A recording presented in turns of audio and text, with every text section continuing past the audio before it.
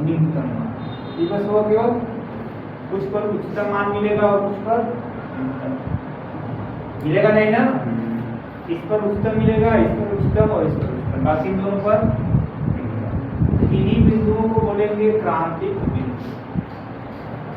क्या बोलेंगे? क्रांतिक बिंदु। क्रांतिक बिंदु का जो C1, C2, C3, C4 ये आपका क्रांतिक बोलेगा।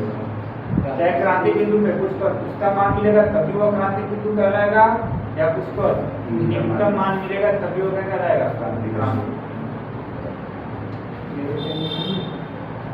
क्रांतिक बिंदु ठीक है, क्रांतिक बिंदु जानना है तो लिखिए लाइक है।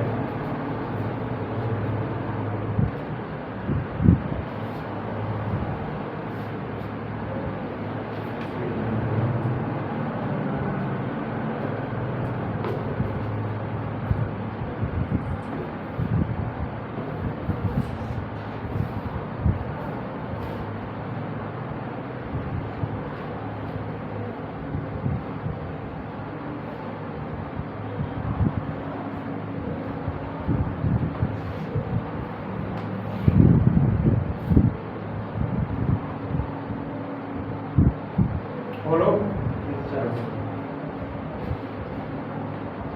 ठीक ध्यान रखो। अभी पिछला मान जब प्रश्नावली पढ़ के जान वर्धमान और ह्रासमान, उसमें दो चीज था, एक निरंतर वर्धमान था, एक निरंतर ह्रासमान, एक केवल वर्धमान था और एक ह्रासमान। यानी कोई भी ग्राफ यदि बढ़ रहा था, अगर लगातार बढ़ते जा रहा है तो क्या बोलेंगे? निरंतर वर्धमान। अच्छा मतलब यहाँ से लेकर के यहाँ तक बढ़ रहा है, कम हो रहा है? बढ़ रहा है ना।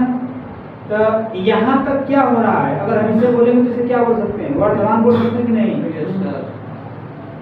बोला क्यों? क्योंकि यह बढ़ रहा है। और कहाँ तक बढ़ रहा है? केवल इस बिंदु तक। ये बात है। इसके बाद क्या हो रहा है? कहाँ तक? यहाँ तक, है ना।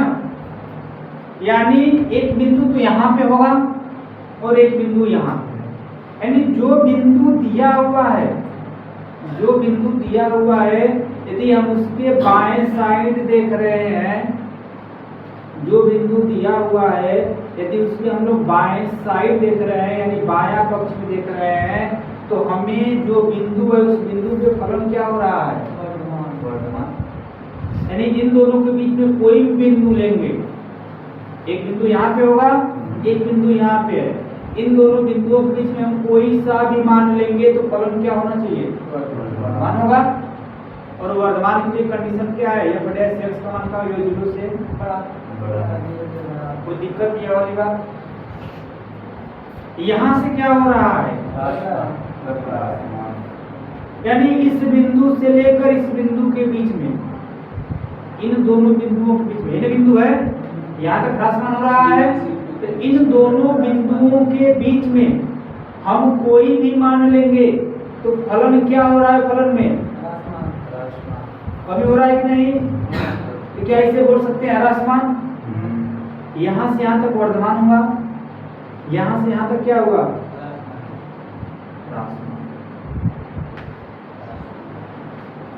तो यहाँ पे हम बोल सकते हैं कि यह बटे x का मान 0 से का योग, यानी इन दोनों बिंदुओं के बीच में हम कोई सा भी मान लेंगे, वह मान क्या होगा? 0 से छोटा नहीं, ह्रासमान होगा। उस बिंदु में फलन क्या होना चाहिए? तो हमके एक चीज पता चल कि यदि हम कोई बिंदु बोल ले रहे हैं, कोई सा भी बिंदु ले रहे हैं, उस बिंदु के बाएं साइड देख रहे हैं, तो वहां पे फलन का मान किसमें आएगा? उसमें।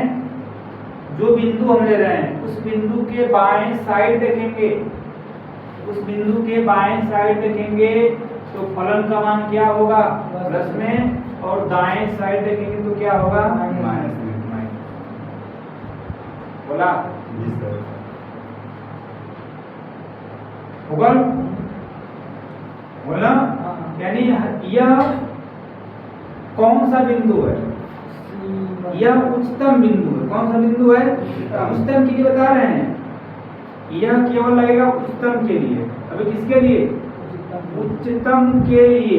आप उच्चतम के लिए अभी हमें केवल लेना है उच्चतम बिंदु। तो यही उच्चतम बिंदु एक यह है, एक उच्चतम बिंदु यह है और एक उच्चतम बिंदु यह है। जब हम पहला उच्चतम बिंदु ले रहे हैं, उच्चतम बिंदु के जब हम लोग बाएं साइड देख रहे हैं तो फलन का मान किसमें आ रहा है? दाएं साइड देख रहे हैं तो माइनस में। एक उच्चतम बिंदु यहाँ मिला ना, इसके बाएं साइड देखेंगे, इसके बाएं साइड कौन सा बिंदु है? यहाँ से लेकर यहाँ तक ना, तो देखा यहाँ से फलन में क्या होता? जब वृद्धि होते क्या बोलगा? वर्धमान होता ना, वर्धमान। तो हे दोनों के बीच में, यानी हे दोनों फलन के, हे दोनों बिंदु के बीच में हम कोई भी मान रखेंगे। ये एक उच्चतम बिंदु है, इसके यह बाएं है और यह क्या है? इसके बाएं साइड कोई सा भी बिंदु रखेंगे, इन दोनों बिंदुओं के बीच में फलन का मान क्या होई हो? वृद्धि में वर्धमान होई। आइतरे दाएं साइड का होई देखा। अब यहाँ से क्या होता? कम हो तो बिना ठीक। ये क्या है? उच्चतम बिंदु है। सी का उच्चतम बिंदु है नहीं। कौन सा उच्चतम बिंदु है? सी भाई। अगर हम इसके बाएं साइड देख रहे हैं तो बतावा यहाँ से अब क्या हो रहा है? यह इसके बाएं यही है ना, यानी इन सब के बीच में फलन का मान किसमें आएगा? और इसके क्या आएगा? माइनस। तो हमें ये चीज यह पता चला कि यदि हमें उच्चतम मान निकालना है, उच्चतम मान निकालना है तो उसके बाएं साइड हम देख रहे हैं तो क्या मिल रहा है? उच्चतम बिंदु के बाएं साइड प्लस और दाएं साइड माइनस। उच्चतम बिंदु के बाएं साइड प्लस, दाएं साइड माइनस। उच्चतम बिंदु के बाएं साइड प्लस और दाएं साइड माइनस। लेकिन हम निम्नतम में आवा, निम्नतम में तो के क्या मिला था? निम्नतम बिंदु यह है ना, निम्नतम बिंदु में तो क्या मिला था?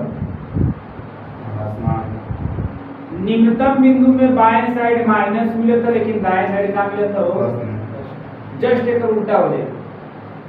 उच्चतम बिंदु में बाएं साइड प्लस मिले, दाएं साइड माइनस। उच्चतम बिंदु में बाएं साइड प्लस मिली, दाएं साइड क्या मिली? माइनस।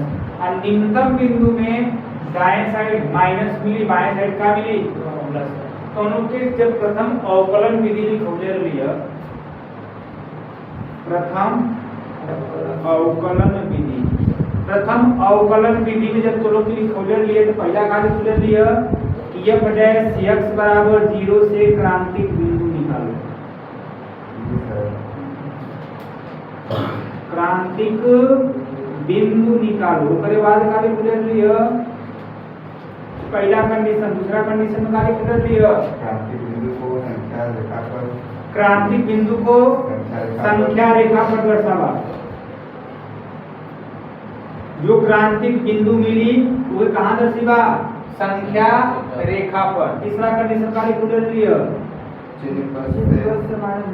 चिन्ह का प्लस से माइनस बदले तो का हुई? उच्चतम वही ना, देखा देखा प्लस से माइनस, प्लस से का मिली? उच्चतम। अब माइनस से जब प्लस हुई तो निम्नतम। ये अभी में चिन्ह का चिन्ह जब माइनस से प्लस हुई बदली का हुई हो? निम्नतम। इतना बात क्लियर है? वो ऐसे समझो। अब चला, अब पहला प्रथम अवकलन विधि कर लो। अब हेडिंग लिखा, क्या करता है? छोड़ दिया, समझाओ। अगर हेडिंग किया द्वितीय